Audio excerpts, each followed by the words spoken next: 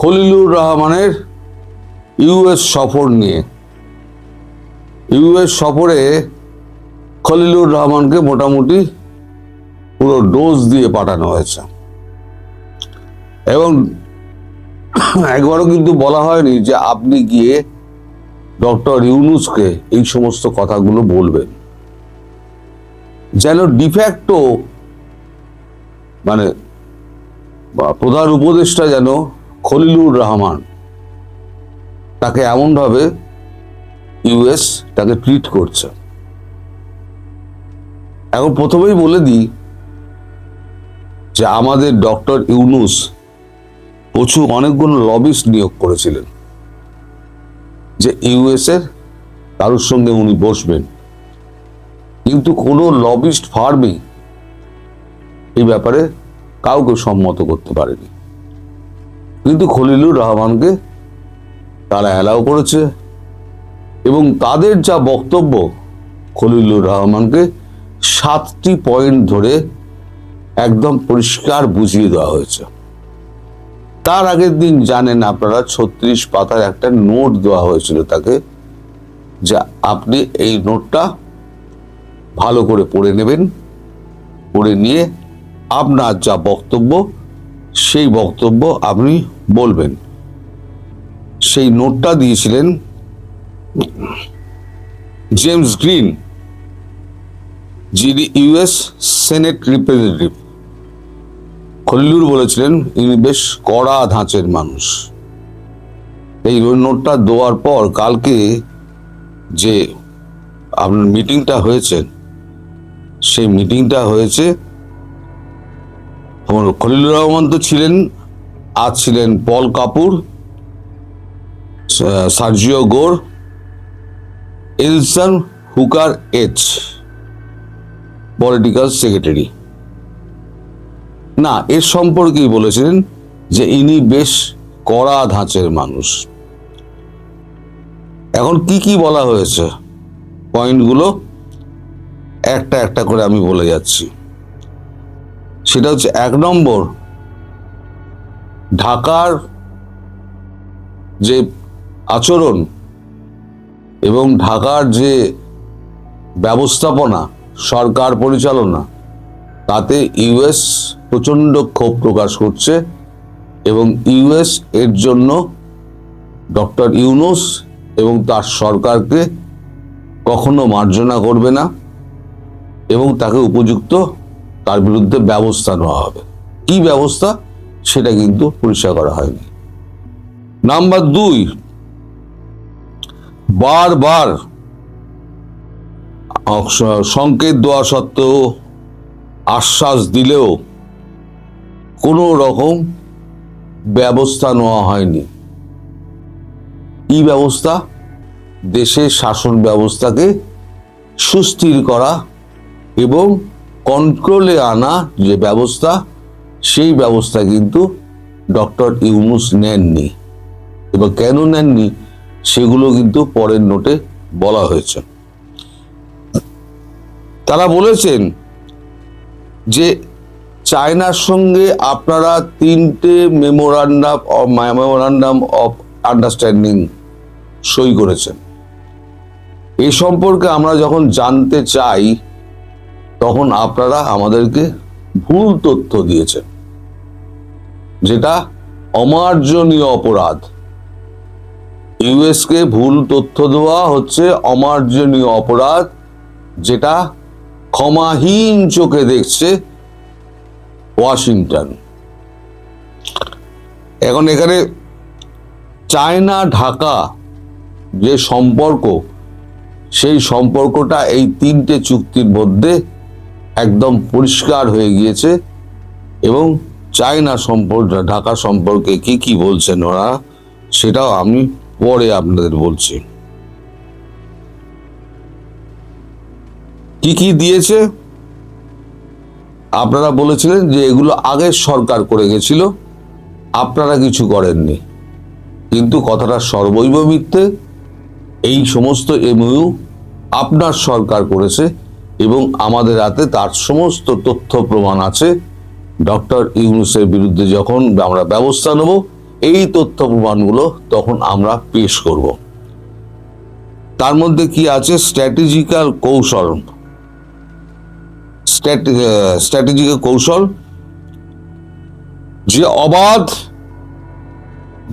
মানে বিচরণের সুবিধা আপনারা করে দিয়েছেন এই স্ট্র্যাটেজিক্যাল কৌশলে, তার ফলে চায়না ওখানে স্বাধীনভাবে তার স্ট্র্যাটেজি সাজাচ্ছে, যেটা ভারত এবং ওয়াশিংটন কেউই সরল ভাষায় দেখছে না, এবং কূটনৈতিক ভাষায় এটাকে বলে অমার্জনীয় অপরাধ। বেজিংকে 3টি সামরিক স্থাপনা, 3 নম্বর, বেজিংকে 3টি সামরিক স্থাপনা স্বয়ংক্রিয় যন্ত্রপাতি স্থাপনের জন্য চুক্তি করেছেন এবং সহযোগিতা করেছেন, যা ভারত এবং ওয়াশিংটনের ইন্দো প্যাসিফিক যে আপনার আছে, নীতি আছে, সেই নীতির পরিপন্থী। এ ব্যাপারে অবিলম্বে ব্যবস্থা নেওয়া উচিত। দিল্লি ওয়াশিংটন দ্রুত এই জায়গা থেকে ঢাকা সরে আসুক, এটি চায়, এবং চায় মানে সেটা দৃঢ়ভাবে চায় বলে ব্যাখ্যা করা হয়েছে।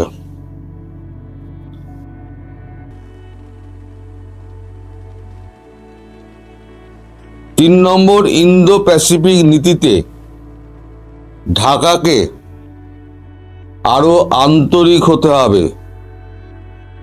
ইউনূস এবং তার অংশীদাররা, এখানে অংশীদার বলতে ইউনূসের যে সংগঠনগুলো, জামাতি সংগঠন, আপনার অতি সংসদের যে দল, হ্যাঁ, ন্যাশনাল ক্রিমিনাল পার্টি, এনসিপি, তারা এবং অন্যান্য যে সন্ত্রাসবাদী দল, তারা এইটার একদম অন্তরায় হয়ে দাঁড়াচ্ছে। এবং এই যে আমাদের যে নীতি আছে, ইন্দো প্যাসিফিক নীতি, সেই আপনাদের যে অংশীদারিত্ব, এই অংশীদারিত্ব অন্ধ, বধির এবং বিবেচনাহীন কাজ করে চলেছে, যার থেকে দ্রুত বেরিয়ে আসতে হবে। এবং এই ব্যাপারে একটা ডিপ্লোম্যাটিক নোট ঢাকাকে পাঠানো হয়েছে। ইসলামিক জঙ্গিদের 17টা গ্রুপ ঢাকায় আশ্রয়, প্রশ্রয়, মদত, অর্থায়ন, আচ্ছা, তারপর স্টেট এবং নন স্টেট অ্যাক্টরের কাজ করছে। সমস্ত সাপোর্ট ইউনূস দিয়ে যাচ্ছে। এই ব্যাপারে বারবার সতর্ক করা সত্ত্বেও ইউনূস সরকার এ ব্যাপারে কোনো সিদ্ধান্ত নেয়নি এবং কান দিচ্ছে না। ঢাকার সরকার সার্বভৌমত্ব চীনের কাছে বহু আগেই হারিয়ে ফেলেছে। ঢাকার যে সার্বভৌমত্ব, বাংলাদেশের সার্বভৌমত্ব, সেটা বলছে ঢাকার সার্বভৌমত্ব অনেক আগেই চীনের কাছে হারিয়ে ফেলেছে। 5 নম্বর, এক অনিরাপদ দেশ বাংলাদেশ হয়ে উঠেছে, এক অনিরাপদ দেশ, শহর ত্রাসে পরিণত হয়েছে, যেখানে শান্তিপূর্ণ, ইনক্লুসিভ এবং সুষ্ঠু নির্বাচনের মানে কোন রকম এও আপনার কি লিখেছে, মানদণ্ডে উপনীত হওয়া যায় না। অর্থাৎ বলছেন অনিরাপদ শহরে পরিণত হয়েছে, যেখানে শান্তিপূর্ণ এবং ইনক্লুসিভ সুষ্ঠু নির্বাচনের মানদণ্ডে উপনীত হওয়া যায় না। 6 নম্বর, মত প্রকাশের স্বাধীনতা, সংখ্যালঘু নির্যাতন, মব ভায়োলেন্স, বিচার বা বিভাগের স্বাধীনতা শূন্যের কোঠায় নেমে এসেছে, যা কোনো মতে বরদাস্ত করা হবে না। 16টি মানবাধিকার ইস্যু, 6 নম্বর পয়েন্ট, 16টি মানবাধিকার ইস্যু